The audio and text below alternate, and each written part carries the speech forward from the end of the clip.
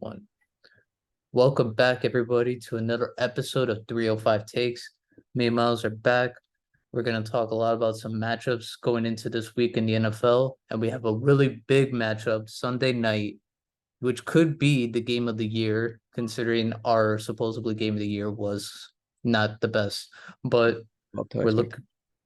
looking so didn't meet expectations, but we're back. We're happy to do this for you guys. And yeah, I'm pretty sure we got a lot to get into. So Myles, let's dive straight into some of the matchups that we have going into this week of the NFL because we have a couple of good matchups, and I could say some of them are going to meet expectations, but I also couldn't be shocked because this at the end of the day, this is the NFL. But let's get into it. But before we do, we also have a playoff picture. So currently, as this moment, there are teams who have a very good chance of making the playoffs. You have the Bucks, the Falcons, Browns, Seahawks, Colts, and Chargers. Out of all of those teams, which one you think has the best chance of making the playoffs? Yeah, so those current teams going into week 7, the Bucks have a 78% chance, 73% chance of going to the playoffs with a win. That decreases to 40% with a loss this week. The Falcons are at 48%. If they lose this week, that goes down to 19%. Browns 68% enter in week 7. If they lose, 39%. Seahawks 59%. We had mentioned them on the podcast earlier this week because we mentioned that they do have a really tough schedule down the stretch. With a loss this week, they go down to 31%. The Colts are currently at 48%, and that's an interesting team to break down, especially because now we know Anthony Richardson will indeed miss the rest of the regular season. They're at 48% entering this week. With a loss, it goes down to 21%. And then the Chargers, who just can't seem to get out of their own way. Even after the loss in week 6, they go into this matchup with a 39% chance of making the playoffs. And that decreases to 13% if they lose this week. And I don't see a world where they lose, but I think out of these teams that we mentioned, I think the Seahawks and the Buccaneers are the ones that I definitely have circled in this group of teams because the Bucks are a team we really haven't talked about much this season. Going into the season, I think we were really in wait and see mode because they came off this really weird last year with Brady going off last year. This year's starting quarterback is Baker Mayfield, and we can say all the jokes that we want about that, but low key, he might be the best quarterback that we have in the NFC South right now, especially if you watch that Oh my Thursday night God. football game. Like, Bro, it's Derek definitely Carr, not bro. Derek Carr, man.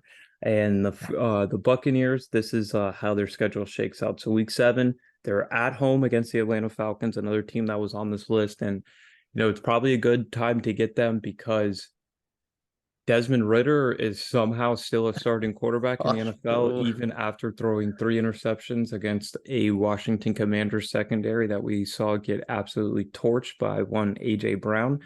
And Desmond Ridder responded by throwing 3 interceptions against them at home, too.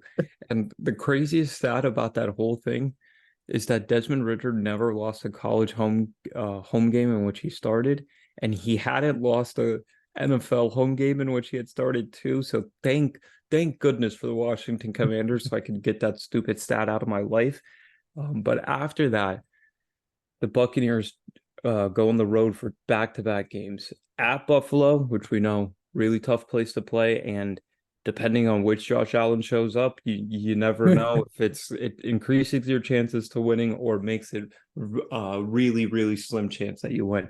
And then they go at the Texans, who have been one of the more surprising teams that we've had so far with the way that CJ Stroud has gotten off to the start of his career. And for the Buccaneers, they already had a bye. They had their bye 2 weeks ago in week 5, and then came off of that and lost 20-6 against the Lions, which was a game that I thought they probably had a chance in. Their just offense couldn't do anything. And then you look at this week and it's the Falcons.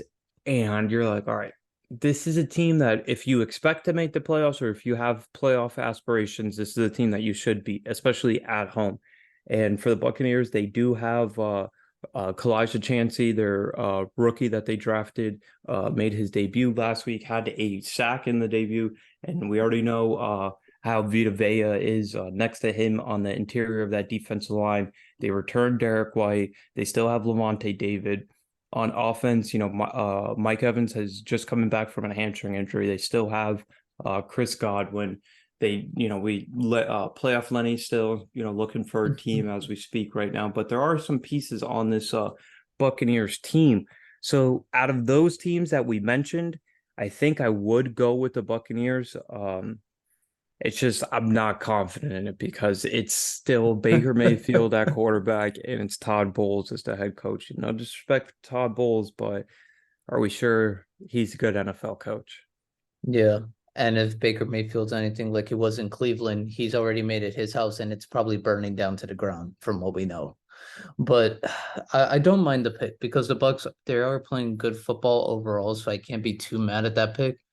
The one I'm going is the one that we gave a lot of praise on Monday's show. I'm going Cleveland, man. I really like Cleveland. I that defense, I feel like they could carry them far because I mean they're on a historic pace right now. And when you have a defensive player of the year candidate in Myles Garrett, I don't know how you don't have a good chance of making the playoffs because when you do, defense travels and that's going to help them out a lot. The only thing that would be questioned is the quarterback play of Deshaun or whoever is at quarterback. And then the running game, obviously, Ford has been very good for them during his time, but then you're also implementing Kareem Hunt into the mix, and then it'll be all right. Outside of Amari Cooper, who else can make a play on the outside? Obviously, you have Njoku, who we've had high hopes for ever since he's come into the draft, but he hasn't had that breakout season yet. You have Donovan Peoples Jones. They have been targeting Elijah Moore a lot, so maybe he's going to be soon their number two. But if I'm them, honestly, I would try to go out and trade for Hollywood Brown. I feel like he would help out that offense a lot more. I don't know where the Cardinals are going, and then if they could somehow get Hollywood Brown as the number two to Amari Cooper or a 1A, 1B to Amari Cooper to help Deshaun at least push the ball down the field and have Amari Cooper run those really precise routes, in and out routes, slant, whatever they want him to run. And then if you have Hollywood, at least you have more of a speed element and more reliable production compared to Elijah Moore. Yeah, and especially because they, like you said, they do target Elijah Moore a lot.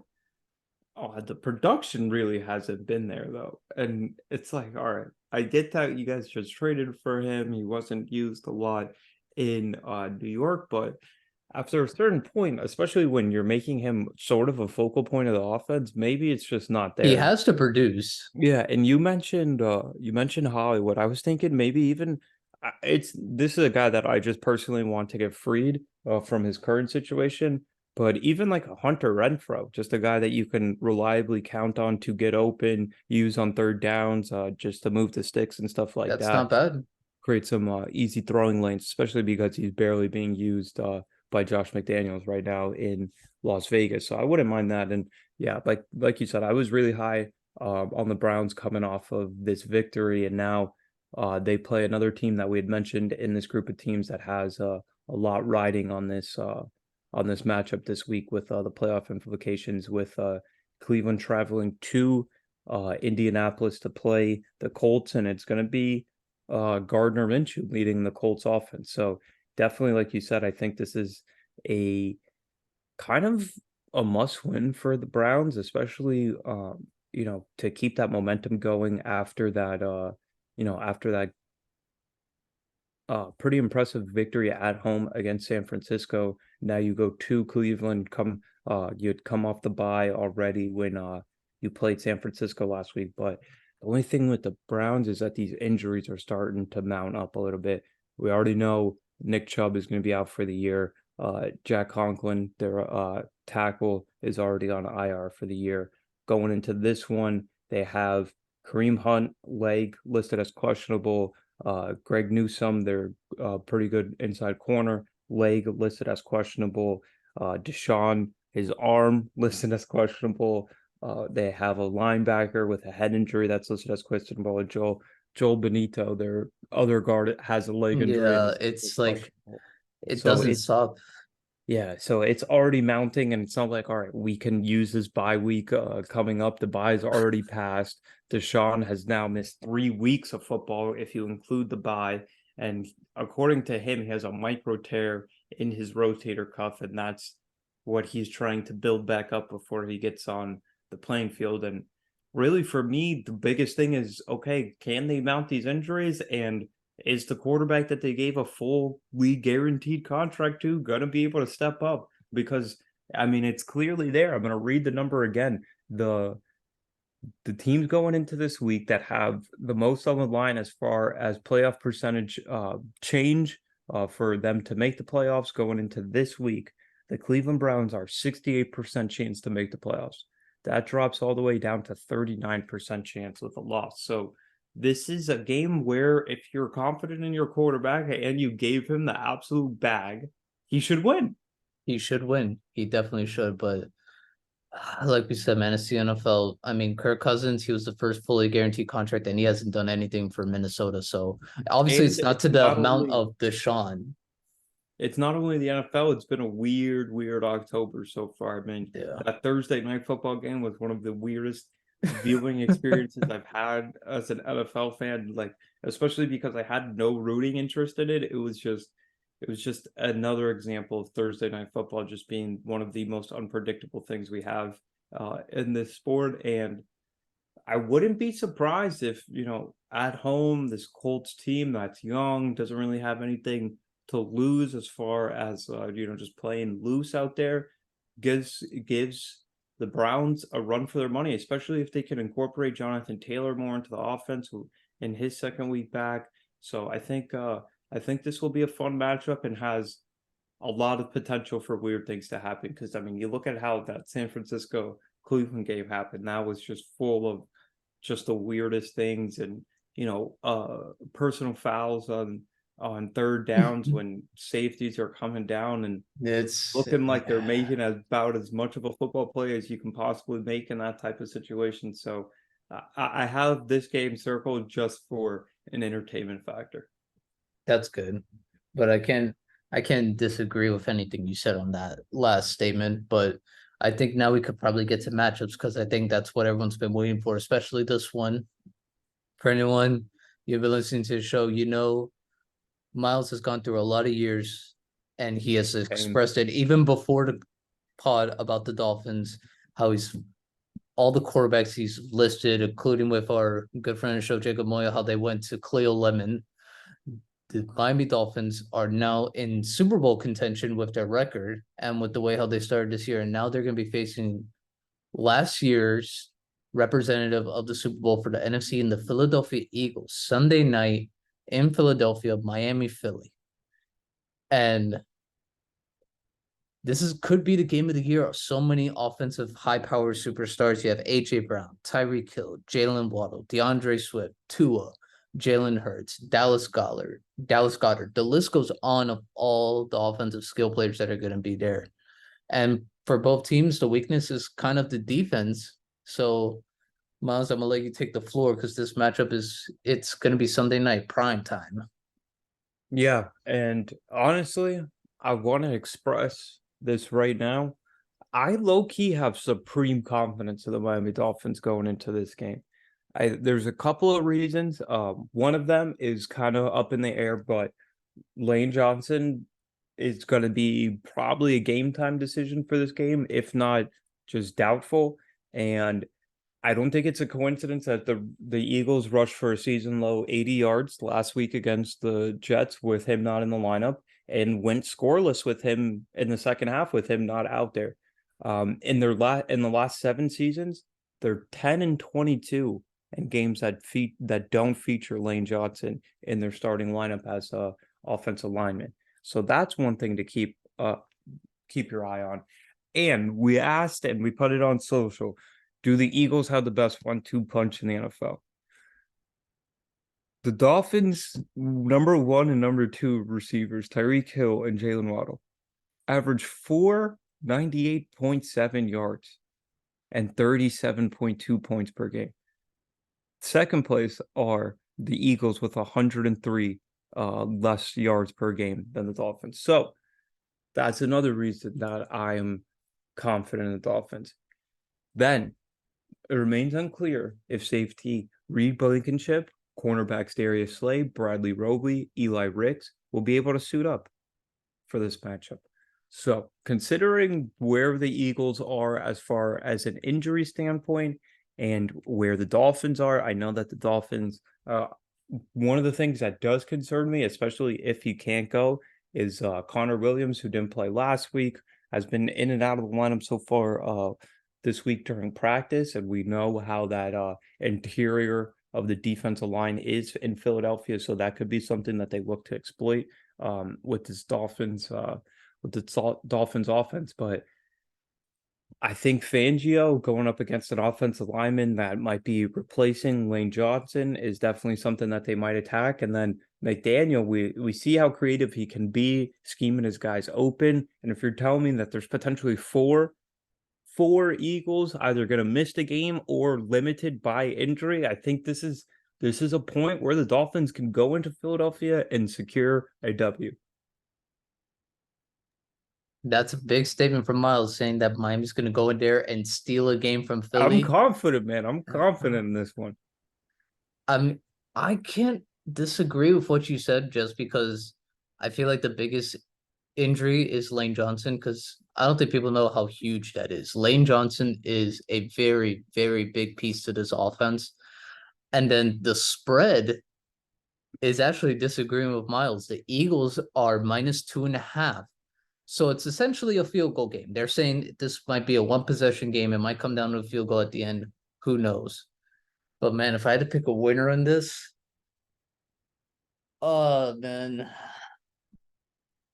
I think the winner of this game, I do think Philly might pull this off in the end just because for some reason they just win these games. Obviously, last week they didn't play good and against the Jets, and that's always been the big thing because the Jets have a very good defense. But that's my biggest concern with the Dolphins is their defense, especially the running game. And like you said, without Lane Johnson, they didn't rush that much, so it's obviously up in the air. But I will say this: if the Miami Dolphins win this game, I think it's kind of almost set in stone that Tua should be the front runner for the MVP, and then it will be kind of hard for anyone to take it away from him at that point because he's played unbelievable football this year. He's done almost everything right. I can't. He's only had, I mean, one bad game. Outside of that one bad game, I mean, he was great against the Chargers. He was great against But this is every what people will team. say. This is Yeah, what people will say. The Dolphins' 5 victories have come against teams that are combined 5-24 this season and rank among the league's worst in many statistical categories. Then the only loss so far is a 28-point loss against Buffalo, who are, in first place in the AFC East. And, some people consider them a true contender to go after the Super Bowl. So ask that's the that. one thing. That's Ask the that one to. thing. Oh no, I would say ask Nick Wright. He's going to completely trash the That's why I Bills. said some people. That's why I said some people. And other reasons for concern. I mean, I'm not saying that this is an easy victory. It's not the Panthers game of last week. Even if we go down 14-0, I'm still not even worrying about it. Jalen Hurts, another reason that I'm concerned. He's not Jalen playing Hurts, well. and he doesn't lose back-to-back games like that. Yeah, He's played 29 consecutive regular season games dating back to 2021 without losing 2 games in a row. In that's a good college, he never stat. lost consecutive games. Last season, they lost to the Washington Commanders. They went on a 5-game winning streak. Then he missed those 2 games. Then they won 4 more games to reach the Super Bowl. So he doesn't lose 2 games, which is a concern. And then we have to get back to our boy Fangio, who is respected for the defense. And I'm not saying anything against him. I'm not saying anything bad. These are just facts. We ranked 19th against the pass and 20th against the run, against teams that are combined 5-24 in the Yeah, victors that we've had. And then again, the lone loss came to the Buffalo Bills in a game that Josh Allen hurt them with his legs and his arms. Miami surrendered 320 passing yards and 4 touchdowns. Okay. And allowing Stephon Diggs to burn them for 6 catches for 120 yards and 3 touchdowns. So Yeah. there are reasons for concern. We Yeah. struggle on third down, allowing a 41% success rate, which ranks 20th in the NFL. And the Eagles are meanwhile one of the better teams in the NFL at extending drives, converting on 50.6% of their third downs and converting them into first downs. Yeah. So for me, that's kind of where the game is going to be won or lost. It's going to be really Tua versus Hurts, and Hurts' ability to not lose 2 games in a row, Yeah. which is That's actually concerning now that I tough. read that out loud. And what? So Devontae, I know, missed Wednesday's practice with a hamstring injury. I personally, for me, I think he's going to play. I don't think it's cause for too much concern. Will he maybe be limited a little bit? That would Yeah. help out the Dolphins. And then, for the life of me, can Cater Kohu not follow AJ Brown around? Like, can we just make sure that never happens again? And no disrespect to Cater. It's just why let him follow around Stephon Diggs like we did in that matchup. He had 3 touchdowns. That's the one thing. Yeah. If there's just even a slightly better chance of us playing defense on the other team's wide receiver number one, then again, I'm confident again. So I think Dolphins offense, continue doing what you've been doing. The only Dolphins hard part would defense, be we running the have to ball. exploit their weaknesses. Yeah. We have to get them to not be able to control the rushing game like the Jets were able to last week. And then I don't even think you have to turn over Hurts in the fashion that the Jets did. The Jets, I think, needed to because their offense struggles so much that the field position that you get from those turnovers would help the offense. But with the way the Dolphins offense is and how explosive it is, I don't think you need to really be taking risk in trying to get turnovers. Just have a solid game plan and get them off the field, which is easier said than done. Yeah. I just love how you it, they're like Cater Kohu, please do not follow AJ Brown. I just don't need a repeat of that, please. No That's disrespect to Cater, but bro, we got burned.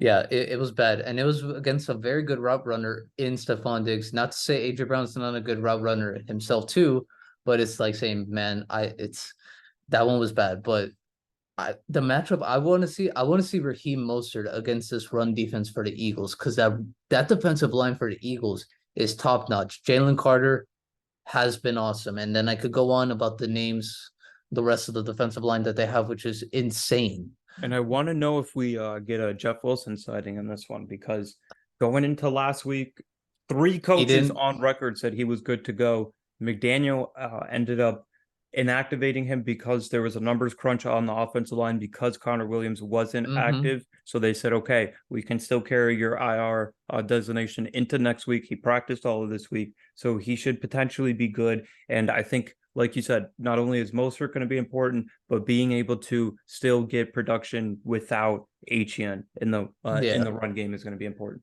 If they could run the ball, I really love the Dolphins' chances in this. The only thing that would uh be vice versa for the Eagles, if the Eagles get that running game going, they're gonna have a very good chance of winning this game too. And man, it's definitely And that's where it'll going. get tough, especially if they can control the possession and the time of possession and just lean on that running game.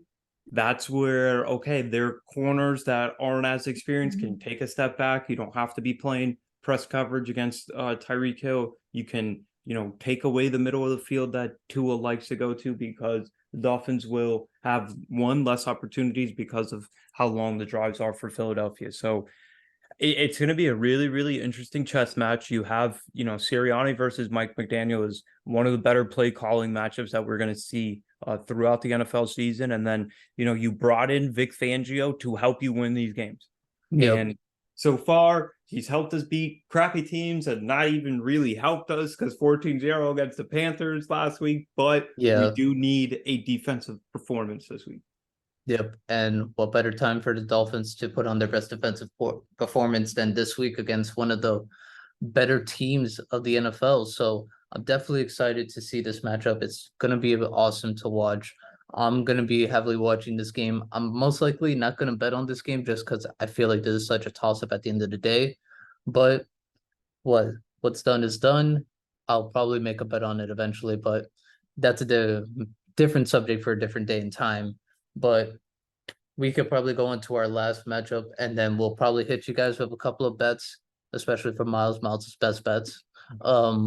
We have another matchup that we wanted to go over with you guys that has a lot of potential to be good this week, and it's the Detroit Lions playing against the Baltimore Ravens in Baltimore. And I'm excited for it because the Lions they've been playing very good football this whole year so far. They've lived up to the expectations that we all have for them coming into this year. And then Baltimore, they're just coming off of a win in London against the Bills. So they're definitely feeling good. The Oh no, Titans. my bad, Yeah. Titans. The Titans, yep. Fair. Thank you. But I think this is a good matchup. I like how this I love this matchup. I I love this think matchup. it fits well for both offenses. I like all the offensive weapons that Detroit has. I feel like they could do a number on the Ravens defense. And I also like the speed that the Ravens have on offense to match with the speed of the Detroit Lions, because I feel like the Ravens are a much faster team on offense than the Lions are on defense. So I am very curious to see how this goes. I'm if I had to pick a winner right now, just because I feel like the momentum is there, and I with Jahmyr Gibbs potentially coming back, I'm gonna take Detroit. I feel like for the reason Myles kind of brought it up at the very beginning of the year, it's the injuries for the Ravens is for some reason, somehow, some way, injuries follow the Ravens. And they were my Super Year Bowl after pick. year, it seems. That my Super Bowl pick is like dwindling down. So And I'm gonna go it's with the it Lions. this matchup I think is fun for multiple reasons because if you just zoom out a little bit, we have a Ravens team that since they've drafted Lamar and even before that when they had Joe Flacco, they've been pretty consistent. You know, first year as Lamar, as a starting quarterback, they have the best record in the AFC. Lamar wins MVP. Then, you know, okay, they're still not as good, but they're still making the playoffs. They're still winning their division. The Lions, on the other hand, they hire Dan Campbell. They go through a little bit of an aggressive rebuild. They trade away their franchise quarterback. They kind of have Jared Goff, who we're all like, all right, what's his next destination going to be? Who is he going to be the veteran quarterback in front of when they draft a rookie? Is Dan Campbell really here to see out this rebuild, or are they just using him as like a Brian Flores, where he gets the ugly parts and then we bring in a real coach that takes the culture that you establish and does his best with it? And then you look at it, the Lions were winless on the road in 2021. Dan Campbell's first season in Detroit, going 0-8-1. I love when teams have tie. That continued early into 2022. They lost to the Vikings, Patriots, and Cowboys to start 0-3 on the road. They were able to, since the start of that 0-11-1 road start to Dan Campbell's tenure as Lions head coach, they are now 7-1 in their last 8 road games, including 3-0 this year. And we saw a pretty cool scene last week with them traveling to Tampa Bay and having their fans there to celebrate after. And this is the Detroit Lions we're talking about. Like, these aren't fans that are used to any reason to celebrate. So I think it's really cool what trajectory this Lions team is on, and they just have good players all over the place. Like whether it's Penny Sewell, whether it's Amon-Ra St. Brown, Aiden Hutchinson, who they took with the second pick. Like they haven't really aggressively gone all in to get any of these guys. You can say they went a little bit.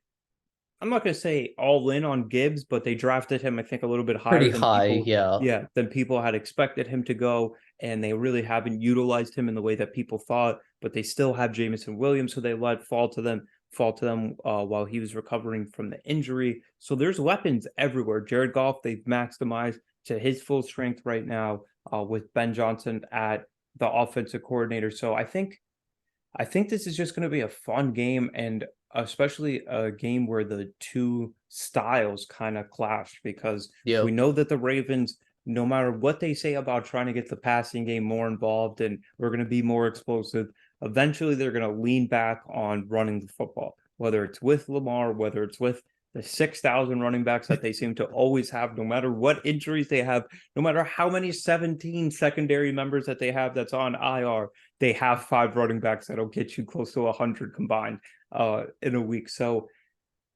That's why I'm really fascinated by this matchup, and I want to see what this Lions offense looks like against a really good Ravens defense so far.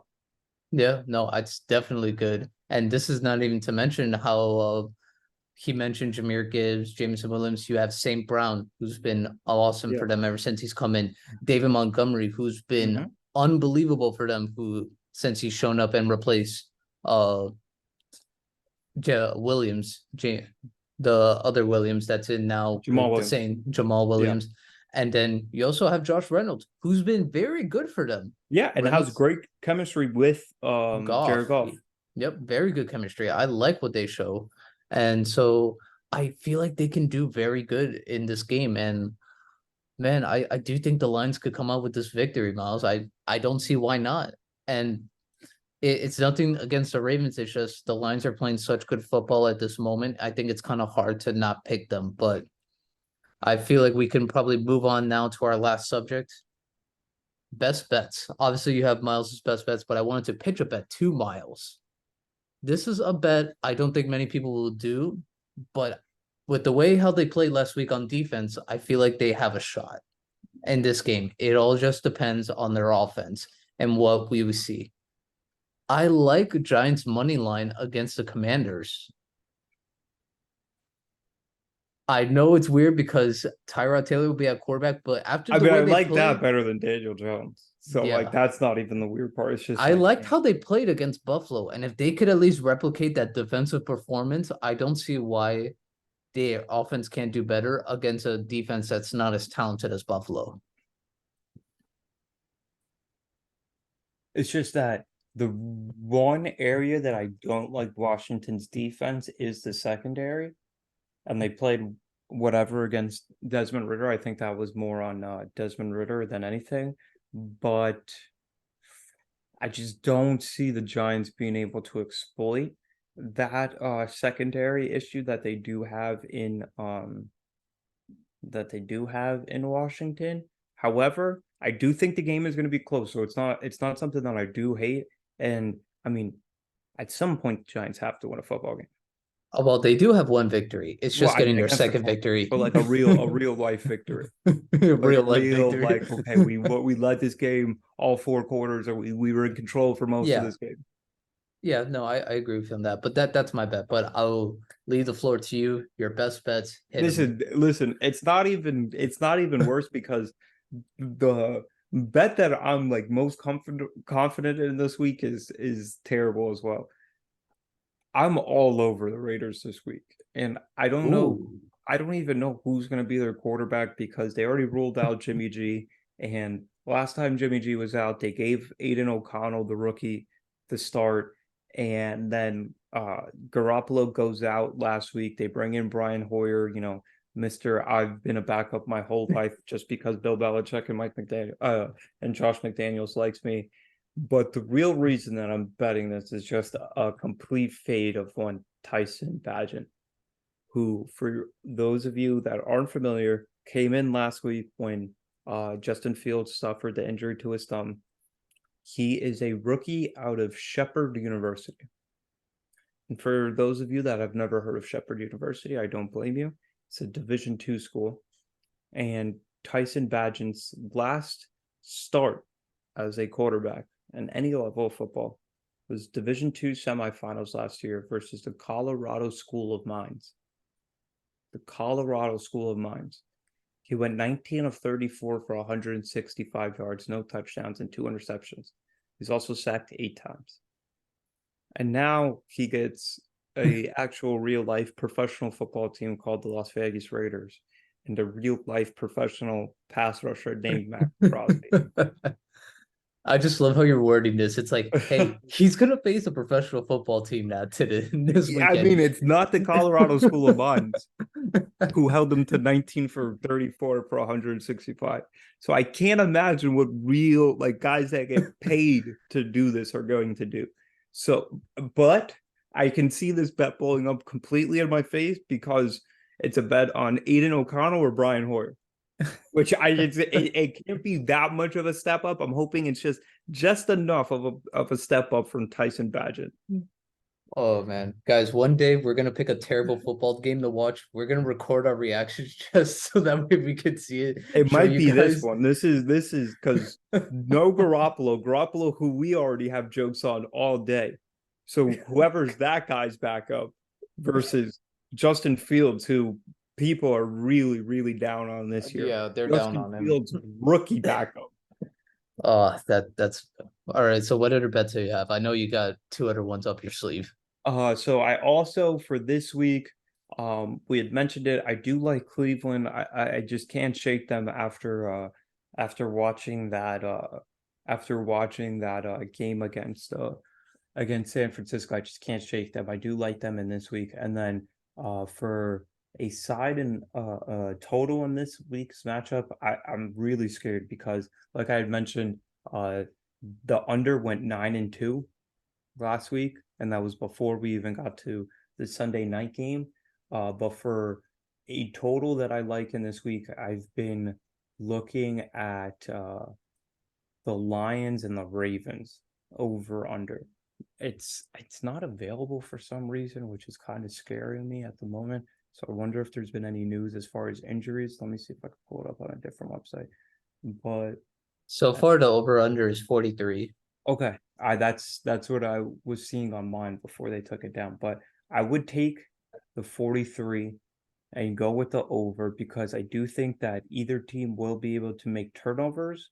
And I think with the way that their pass rush has been, where we could see the offenses being in good field position, we know the Ravens have my guy Justin Tucker at kicker. So even if they aren't able to punch it in, there will be field goals. The only thing is, I am concerned with either coach being a little bit too aggressive and going for it on a fourth down where we don't really need it. And now we're in that no man's land where there's no points being scored and there's being time run off the clock. And then I'm not going to give out a prop total because it's a little bit too high for me. But my last pick of the week, Dolphins money line. Dolphins money line. I knew it. I Because I can't wanted blame to you. give out either Tyreek or Jalen, but they the the line is representative as if the Eagles secondary members are going to be missing the game, and it was just a little bit too high for me, even though I do think that they both could potentially have really, really big games.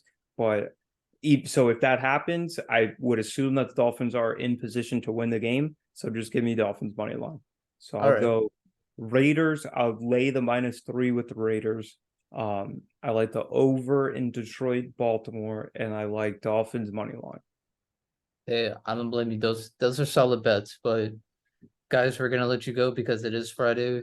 Everyone's got stuff to do. We all have things to prepare for because Sunday is football. It's football. It's a whole day of football. Well, not at 9 a.m. Sure. this week, but we got a lot to do.